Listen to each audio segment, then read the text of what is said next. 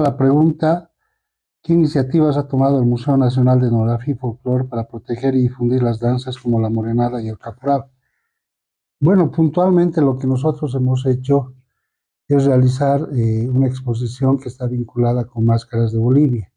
Y en este contexto tenemos una muestra donde están presentes aproximadamente 5 máscaras de la danza de la morenada y una máscara relacionada con la danza del tundiki. Entonces, pero obviamente nuestro interés no solamente se focaliza en trabajar con estas máscaras y con estas danzas, sino en nuestro país hay más o menos 500 danzas de carácter autóctono y folclórico y focalizamos nuestro trabajo relacionado con este tipo de temáticas.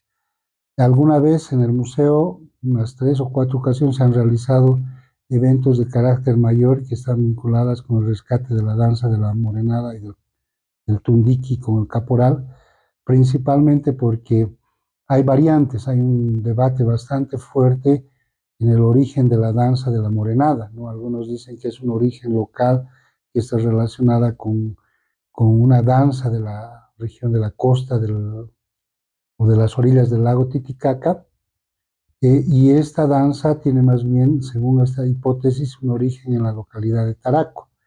Inclusive hay algunos personajes como el Tiscu Tiscu, por ejemplo, que es el saltamontes, que forma parte de esta dinámica y se habla de la división cuatripartita del espacio.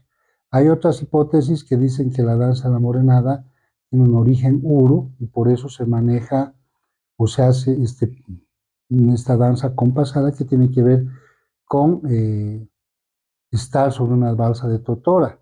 Y esto tiene mucha relación con lo que pasa en Jesús de Machaca, cuando se celebra la fiesta patronal y obviamente varios de los danzarines se trasladan en unos lagos artificiales justamente elaborados por los urus y las balsas son también elaboradas por este tipo de poblaciones que son de un origen mucho más anterior a los aymaras.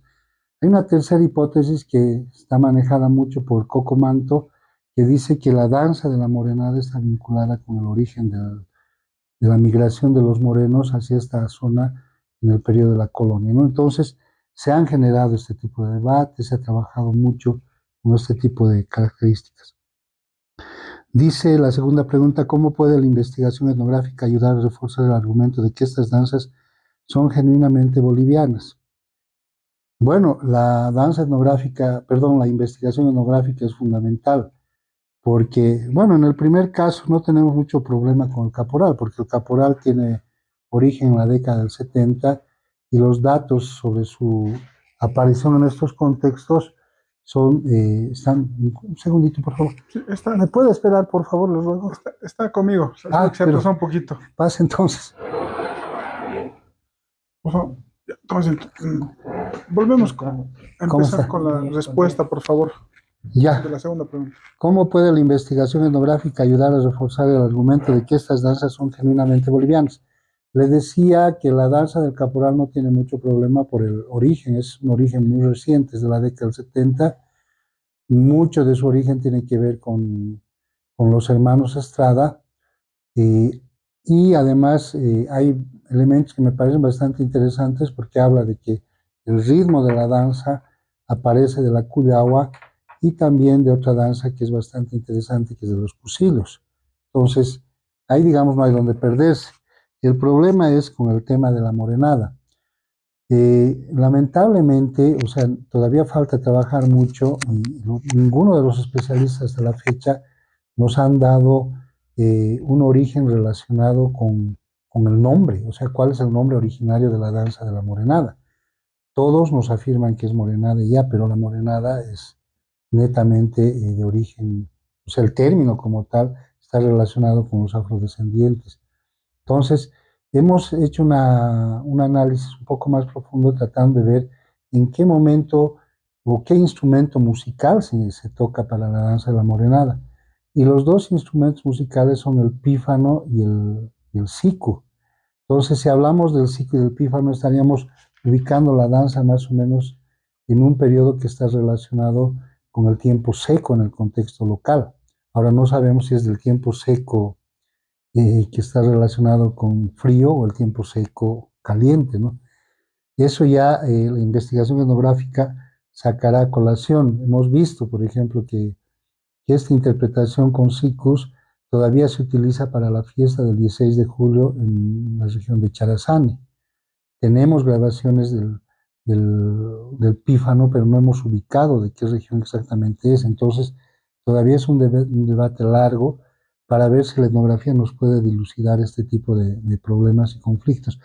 Eh, claro, y hay que trabajar mucho porque lamentablemente también hay las hipótesis de que la danza de la morenada tiene origen en Oruro, otros dicen que se origina en la región, en la ciudad de Potosí, con el tema de la llegada del virrey Morcilla.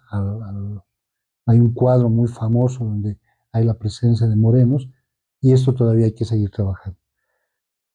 La tercera pregunta es: ¿qué exposiciones o actividades se ha realizado en el museo para educar al público sobre el origen de las danzas como el tundique o la llamerada? Bueno, no hemos hecho actividades precisamente con relación a la llamerada porque, bueno, es otro problema que tenemos, ¿no? O sea, no podemos agarrar y simplemente focalizarnos en una sola danza como tal. Lo que hemos hecho en el museo, en la exposición de máscaras, donde están visualizadas la llamerada y el tundiquí, es mostrar las máscaras en general. Hemos hecho una investigación aproximada a este tipo de manifestaciones. Lo que sí entendemos es que hay una relación bastante interesante entre la llamerada y la cuyahuada, porque la llamerada es una danza vinculada con el tema del pastoreo de las llamas y estas migraciones que hubieron hacia la región de la costa o el uso de las llamas que se utilizan en el siglo XVI y XVII para llevar grandes cantidades de minerales desde la zona del Cerro Rico de Potosí hasta las costas del Perú, ¿no? Atravesando las minas de explotación del mercurio en Huancavelica. Y la relación con la cuyagua es justamente eso, ¿no? Porque la cuyagua es una danza de hilanderos. Entonces, por eso bailan con rueca. En el periodo prehispánico habían especialistas hilanderos que trabajaban tejidos cumbi, que se llamaban los cumbicamayos, ¿no? Entonces, por eso establecemos una relación entre estas dos danzas. Y el tema del tundiqui, ¿no? Muchos dicen que el origen del caporal es en el tundiqui, ¿no? Evidentemente, los que descubrieron o los que, digamos, crearon la danza del caporal no establecen ningún tipo de vínculo, que son los hermanos Estrada. Pero cuando uno hace un análisis del caporal como tal, encuentra pues, estos nexos, ¿no? Con el tundiqui, con los negritos. ¿Qué significa tundiqui en aymara antiguo? Es pues negro rebelde, ¿no? Bertonio, Ludovico Bertonio, que saca su documento en el año 1612, hace este tipo de afirmaciones. Y obviamente cuando uno ve la danza de los negritos, los tundiquis, ve gente pues rebelándose a la opresión española fundamentalmente. Entonces, claro, ¿y dónde se los llevaba? Se los llevaba principalmente a Potosí para explotar las minas de plata, ¿no? Obviamente no aguantaron los negros, por eso bajaron a zona de Yungas y trabajaron mucho con la producción de coca. ¿Qué papel cree que tiene el arte y la cultura en la defensa de expresiones culturales frente a la apropiación indebida? O sea, yo tengo muchos problemas con el concepto de arte, porque el arte es una construcción occidental, ¿no? O sea, si nosotros hablamos de construcciones locales y de esta lógica de descolonización, el arte no tiene mucho peso porque el arte es una construcción individual, no es una construcción colectiva. Eh, y sí más estoy allegado a las construcciones que se generan a partir del concepto de la cultura, ¿no? Entonces, lo fundamental es que si nosotros analizamos cuál es el concepto de cultura, pero no el concepto de cultura occidental otra vez, porque el concepto de cultura occidental, lamentablemente, ¿qué es lo que hace? Desubica el manejo de la categoría porque la cultura se maneja fundamentalmente en contextos urbanos. En nuestros contextos locales la cultura también se crea en espacios rurales y desde que uno nace tiene cultura, no es lo que, por ejemplo, Bourdieu dice, ¿no? Que la cultura necesita que uno pase por espacios universitarios o de colegio para asumir cultura, no. Nosotros tenemos cultura y por eso es fundamental. Y en este sentido, cuando aparecen ballets de arte, ballets de folclore, lamentablemente descontextualizan la danza. Hemos visto, por ejemplo, en el Tinku, ¿qué es lo que sucede? Eh, El tinku como tal no solamente es una danza. La manifestación del tinku es una actividad ritual, cultural, que se celebra por aproximadamente 12 días. De los 12 días, y recién salió un documento muy interesante, aproximadamente el 2% es la representación de la danza, solo el 2%, porque lo demás tiene que ver con la fiesta de la cosecha del maíz, que es el Aymuray, con la fiesta del 3 de mayo, que está vinculada con el cambio de ciclo agrícola. Entonces, lamentablemente, cuando tenemos ballets folclóricos, estos ballets descontextualizan. Cuando uno va a un teatro o una presentación, no ve la ritualidad en su real significado, sino una parte. Entonces, creo que hay que trabajar nuevamente el concepto de cultura y hay que trabajar nuevamente lo que se está generando en nuestros contextos locales, ¿no? Luego la quinta pregunta dice, ¿cómo se puede trabajar desde las instituciones culturales para articular una defensa más sólida del patrimonio intangible en escenarios internacionales, especialmente en relación con la morenada y el caporal?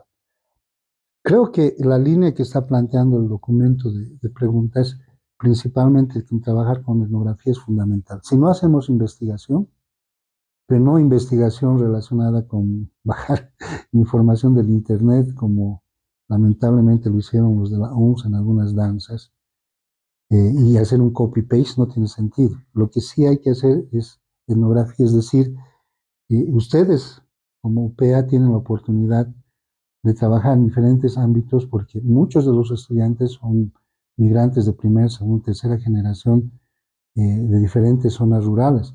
Entonces, con ellos se podría trabajar mucho, principalmente el tema de la morenada, porque ahí hay datos de información básica, de fuente primaria, no de fuente secundaria.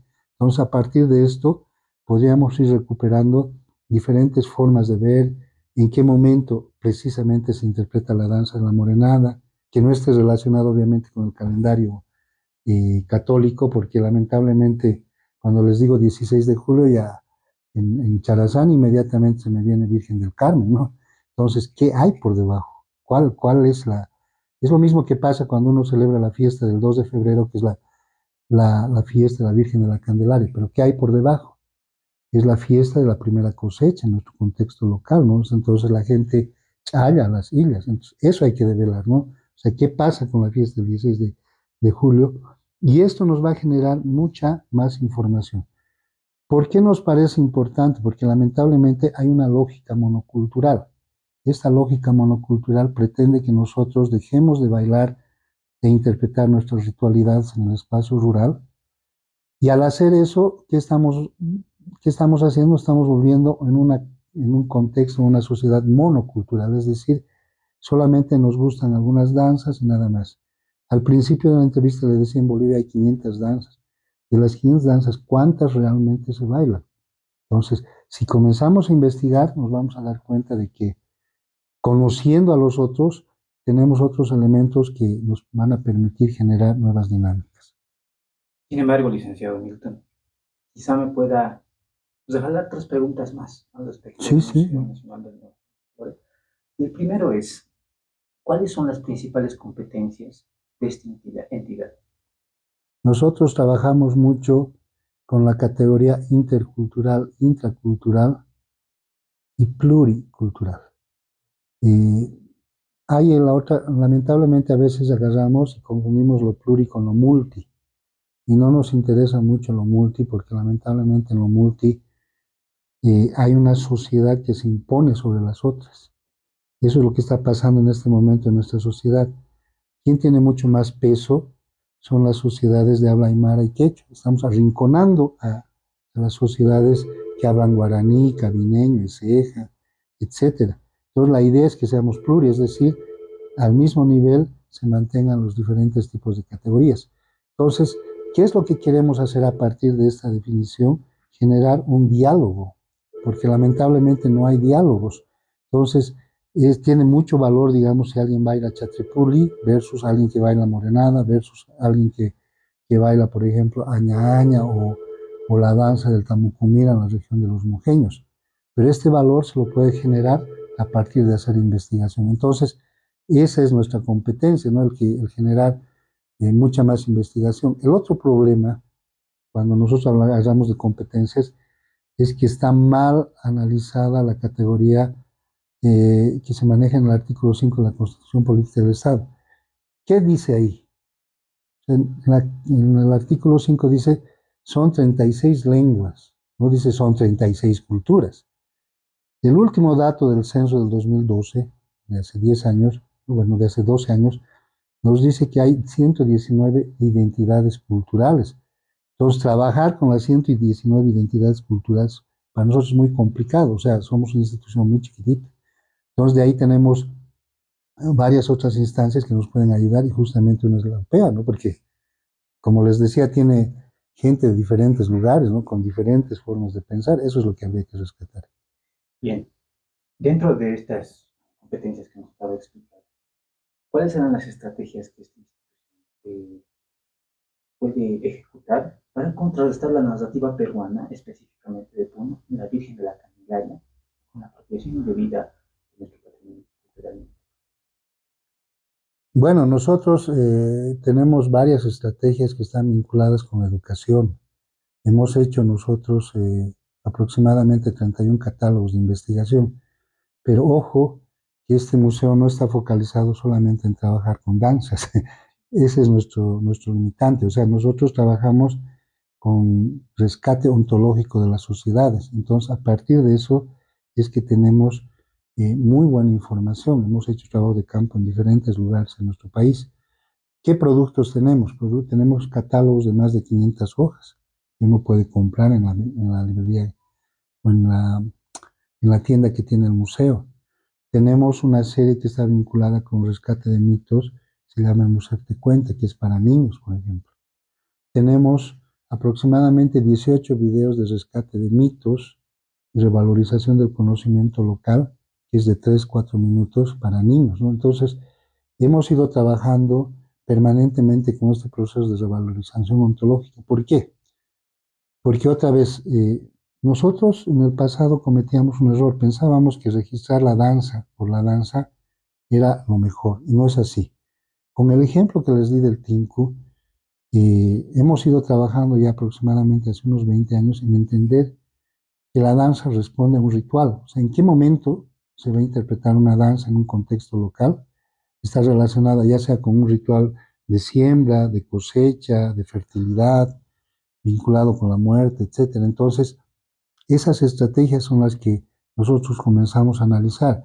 Cuando, por ejemplo, analizamos la fiesta de la Candelaria del Puno, o sea, primero la Candelaria en Puno se realiza en el mes de marzo, o sea, totalmente descontextualizada de lo que realmente es la Candelaria, porque la Candelaria se celebra el 2 de febrero. Segundo elemento, hay recortes de periódicos que dicen que varias de nuestras manifestaciones de danza y también la cita se llevó desde La Paz, ¿no? Entonces, lo que tenemos que trabajar fundamentalmente es el hecho histórico y etnográfico. Eso nos va a permitir rebatir los frágiles argumentos que tienen los peruanos, porque sus argumentos no tienen mucho peso, ¿no? O sea, ya lo hemos visto cuando, por ejemplo, han pretendido llevarse la danza de la diablada, inclusive una de las mises peruanas se ha presentado como diableza. Cuando hemos pedido los argumentos necesarios para solventar eso, no había, ¿no? O sea, porque nosotros tenemos acá Bartolomé Álvarez, que escribió en el año 1588, él plantea o habla del Supay, por ejemplo, en la región de Pampaullagas. Pampaullagas está entre Oruro y Potosí, en la región intersalar. Entonces, solitos se caen los argumentos de los peruanos, pero sí hay que seguir haciendo más investigación. ¿Cuál es la desventaja del boliviano? Es que en el Perú lo que hacen es aportar a cultura y a turismo y aporta mucha plata. En nuestro país, dígame quién aporta. Ninguna institución, ninguna. O sea, dígame quién está haciendo investigación. No, exceptuando el Museo de Etnografía, que hace las investigaciones en función a su capacidad. Alguna vez habíamos desafiado a la UNSA que haga investigaciones, justamente por el tema de la entrada universitaria, y no lo hizo, ¿no? O sea, son muy pocas carreras que hacen investigación de verdad, o sea, sin consultar las fuentes ya planteadas, es decir, hacer el copy-paste, ¿no? O sea, sería muy interesante que tengamos más investigación. ¿Y cuál sería el fin? O sea, que salga en una publicación. O sea, la UPEA tiene una entrada universitaria. ¿Por qué no piden que se publiquen las monografías que no sean plagio? O sea, que realmente salgan de trabajo de investigación. Y les digo, tiene mucho potencial. Sin embargo, uno plantea que las danzas que nos están plagiando vienen siendo de ellos a partir de la era colonial, inclusive antes, cuando el Tahuantinsuyo dominaba los aymaras, ¿no? Estaba generalizado por estos lados. ¿Cómo podemos nosotros como bolivianos contrarrestar esto?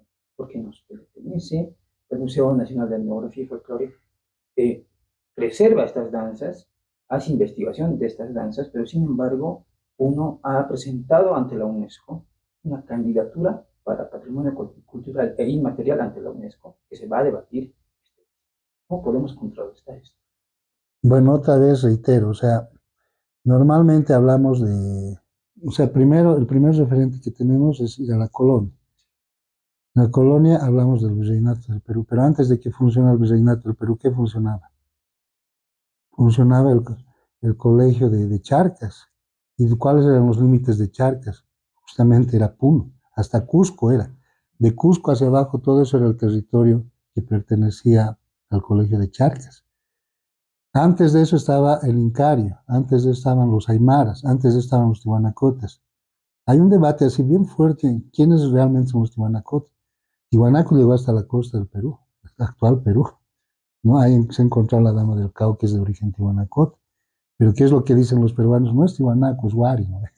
Entonces, lamentablemente, o sea, si no hacemos investigación de verdad, y tenemos en este momento un gran opositor, que es el señor Cerrón Palomino, que dice que el Aymara viene del sur peruano, y no hay respuesta de nuestros lingüistas bolivianos. No dicen de dónde viene. Entonces necesitamos por eso generar mecanismos de investigación que sean respuesta a este tipo de planteamientos, ¿no? Lamentablemente creo que vi una danza en la región, los tobas, que también se quieren apropiar los peruanos, ¿no? O sea, es, uno se da cuenta que hay una desesperación terrible de los peruanos por tener muchas más danzas.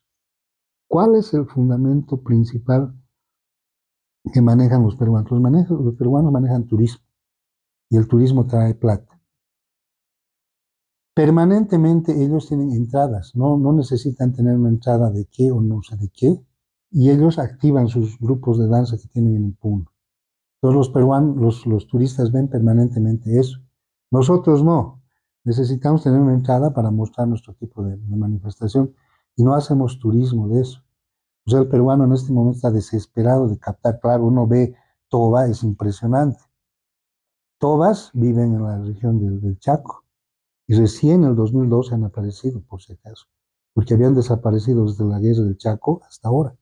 Entonces bailábamos una danza de recuerdo a los toros, pero han vuelto a aparecer los toros, son 80 en el último censo del 2012. Entonces, otra vez el desafío, tenemos que hacer investigación. ¿Para qué? Si queremos hacer turismo, por ejemplo, podríamos organizar entradas folclóricas zonales cada cierto tiempo y así también jalar al turismo que viene del extranjero. Porque ese es el digamos, la médula fundamental del peruano. Más allá de rescatar o robar las danzas, lo que quieren es fortalecer su turismo. ¿En qué medida, esto ya fuera en qué medida el boliviano aporta a Puno para que esto suceda? Porque viajan bandas, viajan ballets, el caso de las filiales de Simón, estamos aportando para que uno se apropie indebidamente de nuestro patrimonio cultural y material. Permanentemente, ¿no?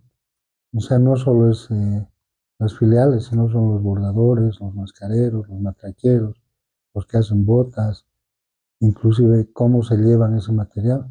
A veces no pasan por la frontera, pasan de forma clandestina, ¿no? Entonces, los mismos danzarines, los músicos, o sea, todos están aportando, porque hay más movimiento económico allá. O sea, lo que tendríamos que generar acá es movimiento económico, de tal forma que no solamente este movimiento económico, como les decía, sea en fiesta patronal, que sea permanente. Por eso sale, ¿no? O sea, por eso hay demanda allá.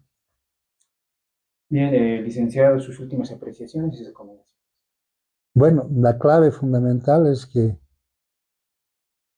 a ver, hay un peligro, o sea, y es un peligro muy grande, o sea, nos estamos focalizando en danzas grandes como son la morenada, la culeguada, el caporal, el tinco, y por detrás están muriendo un montón de danzas. En este momento, solo hay una persona que baila hacha tata danzante en Bolivia. Una persona. La otra se bailaba en dos lugares, en Humala y en Achacachi. Esta persona baila en Achacachi con Pungunguyo, que es su comunidad, ¿no? Y son 4 personas más que la acompañan. En Humala es una persona que toca, tiene más de 80 años, debe tener 83 años, y es viejito, ya no puede ni caminar. La gente ya no baila. Y ese mismo ejemplo que les estoy diciendo está repercutiendo en varias de las danzas, ¿no? Entonces, sí está bien, yo estoy muy de acuerdo en que rescatemos las danzas locales y las otras. O sea, nos vamos a quedar con 10 danzas y listo, de 500. O sea, ustedes vayan, hablen con sus estudiantes y se dan cuenta que Chatripuli ya no se baila, ¿no? Mocolulu se baila en algunos lugares, Fusipía, Caruani, etcétera. O sea, ¿por qué? Porque el joven está migrando al espacio urbano y en el espacio urbano les es mejor bailar morenado o caporal. Y ya no quieren bailar sus danzas locales, ¿no? Muy bien, muchas gracias.